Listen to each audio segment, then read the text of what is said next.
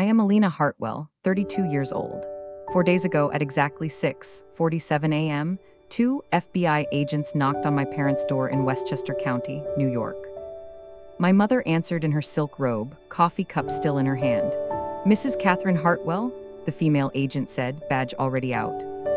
"We have a warrant for your arrest on charges of human trafficking, child exploitation, and conspiracy to commit fraud." My father came to the door. Saw the three black SUVs in their circular driveway, saw the agents, and said the words I'd waited 20 years to hear. "Alina did this." He was right. But before I tell you what happened that morning, please take a moment to like and subscribe, but only if you truly connect with this story. And if you're watching this, drop a comment telling me where you're from. I'd love to know who's listening. Let me take you back to where this really started. March 8, 2005, I was 12 years old. The Hartwell family wasn't just wealthy, we were society wealthy. Westchester County, New York, the kind of neighborhood where every house had a name instead of just a number. Ours was called Ashford Manor. My parents, Catherine and Robert Hartwell, ran a successful import-export business. They had the right friends, the right club memberships, the right charity gala invitations. My older brother James was 16, prep school, varsity lacrosse, already being groomed for Yale. And then there was me. I don't know exactly when they decided I was the problem. Maybe it was when I started asking too many questions about where our money came from. Maybe it was when I didn't fit their picture of the perfect daughter.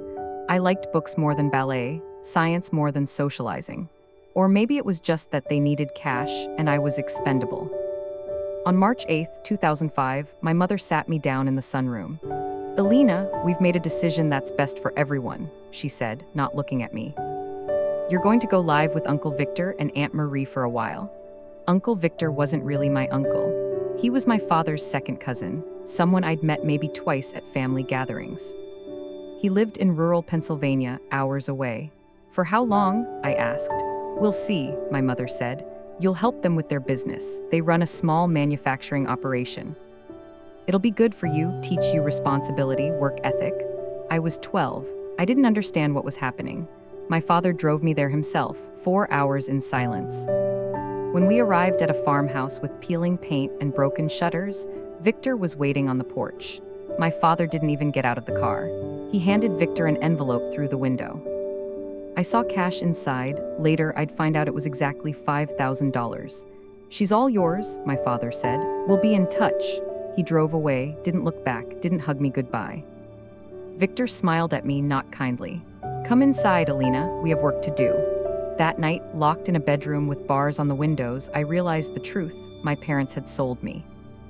Age 12-15, the work Victor and Marie didn't run a small manufacturing operation. They ran an illegal textile sweatshop in their basement, 12-hour shifts, 7 days a week. Sewing counterfeit designer goods. There were 4 other kids there, ages 10 to 14, all cousins or nieces and nephews who'd been sent by their families for work experience. We worked from 6 a.m. to 6 p.m. Sewing, packing, labeling. If you were too slow, you didn't eat dinner. If you complained, you were locked in the basement overnight. If you cried, Marie would tell you, your family didn't want you. "Be grateful we took you in."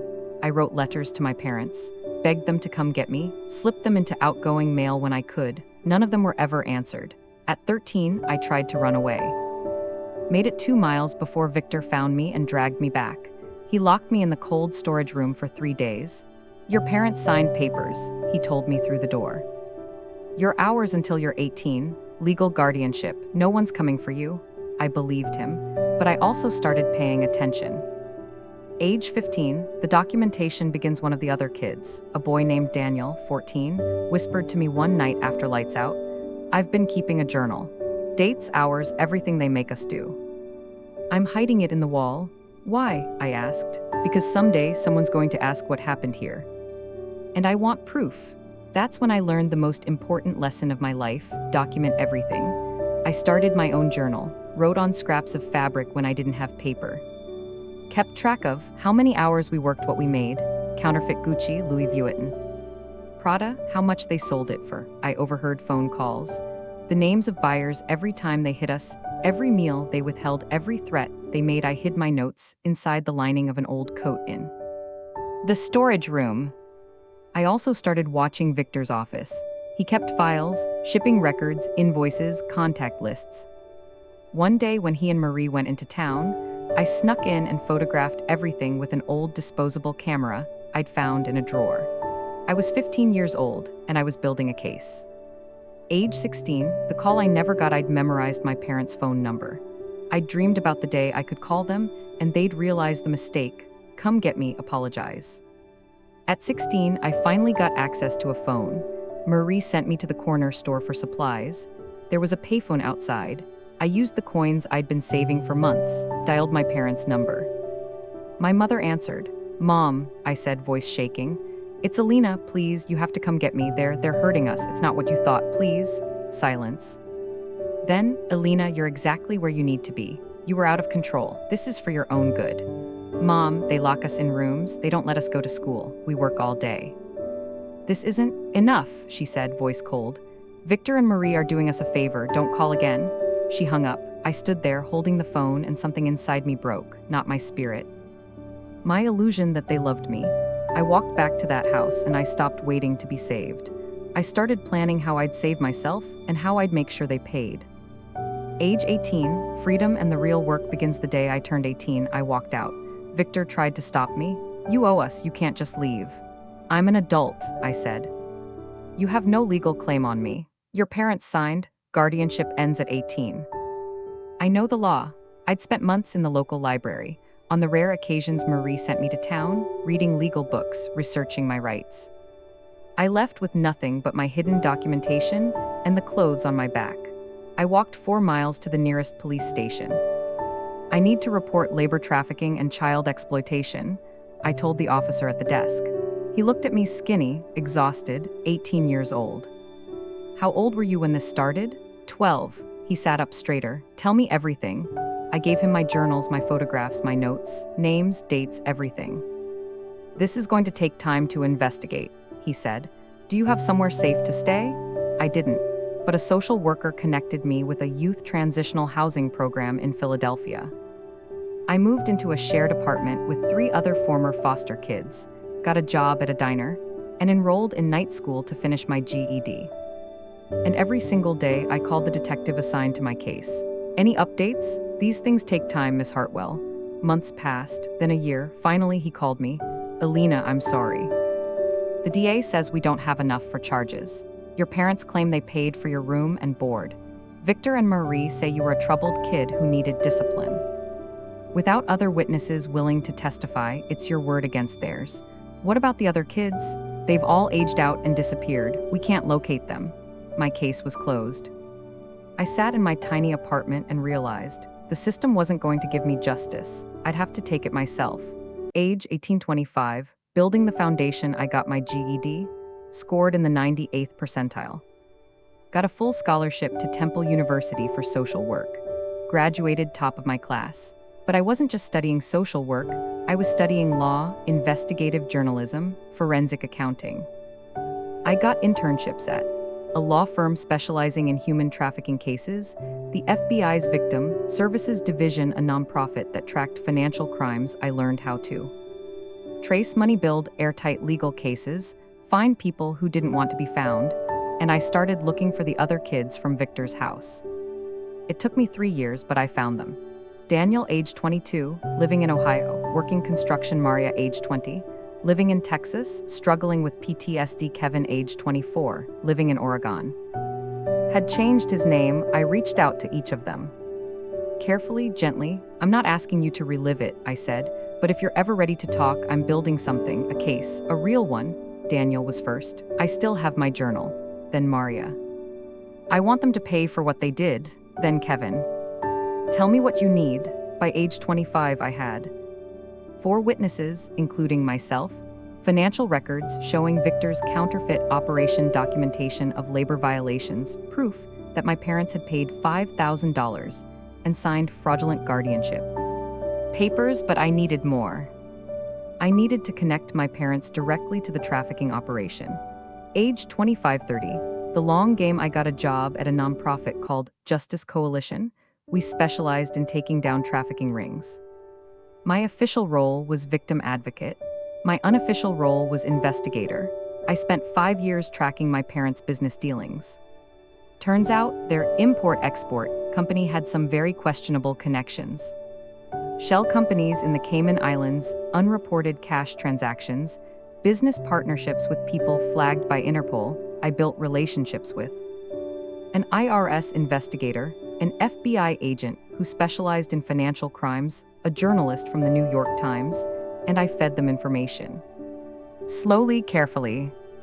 Have you looked into Hartwell Import-Export? There's some interesting activity in their accounts. You might want to cross-reference this with known trafficking operations. I never mentioned my personal connection. I just planted seeds, and I waited for them to grow. Age 30. The pieces come together in 2023. The FBI opened an investigation into a counterfeit goods trafficking ring operating across 3 states. Guess whose name appeared in the financial records? Victor Hartwell. And guess whose company had been funneling money to Victor for years? Hartwell Import-Export. The FBI agent, a woman named Sarah Chen, called me in for an interview as part of their victim outreach. Ms. Hartwell, we understand you may have information about Victor Hartwell's operation. I sat across from her in that sterile interrogation room and said, I have more than information. I have evidence and I have witnesses. I handed her a folder. Inside, my journals from age 15-18 photographs of the Sweatshop financial records. I'd copied at 15 testimonies from Daniel, Maria, and Kevin, a timeline connecting my parents' payments to Victor's operation. Agent Chen read through it all. When she looked up, her expression had changed. How long have you been building this? 20 years, I said. Why didn't you come forward sooner? Because I needed it to be airtight. I needed you to have everything you needed to take them all down. Victor, Marie, and my parents. She leaned forward. Your parents sold you? For $5,000. And then they bankrolled Victor's operation for years. I can prove it. Age 32. The arrest, it took 2 more years to build the federal case.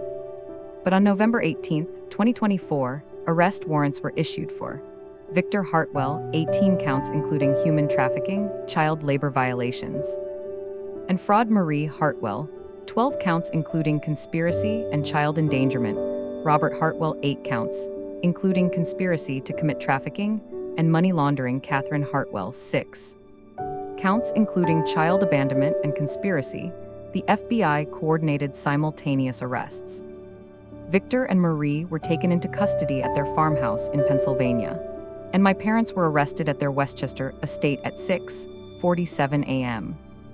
I watched the arrest from my car, parked across the street, saw my mother in handcuffs, still in her robe, saw my father trying to argue with the agents, saw my brother James come outside, confused. Agent Chen had offered to let me be there in person, inside, but I said no. I don't need to see their faces, I told her. I just need to know they can't do this to anyone else. The arrest made national news by noon. Westchester couple arrested in 20-year trafficking scheme. FBI uncovers child labor ring connected to prominent NY family. My phone started ringing. First call, James, my brother. I didn't answer. Second call, a reporter from the New York Times. I answered that one. Ms. Hartwell, can you confirm you're the victim in this case? I can confirm I'm a survivor, I said. And I'm the reason they're finally being held accountable. The interview went live that afternoon. I told them everything. The fallout, my parents hired a top defense attorney. Issued a statement. These allegations are false and motivated by a family dispute. Our daughter has struggled with mental health issues for years, but the evidence didn't care about their narrative. The trial began in March 2025. I testified for 6 hours. Walked the jury through every detail. The $5,000 payment, the 6 years of forced labor, my parents' refusal to help. When I called the financial connection between their company and Victor's operation, Daniel testified. Maria testified. Kevin testified. The forensic accountant showed money trails. The FBI presented evidence of counterfeit goods worth $4.7 million.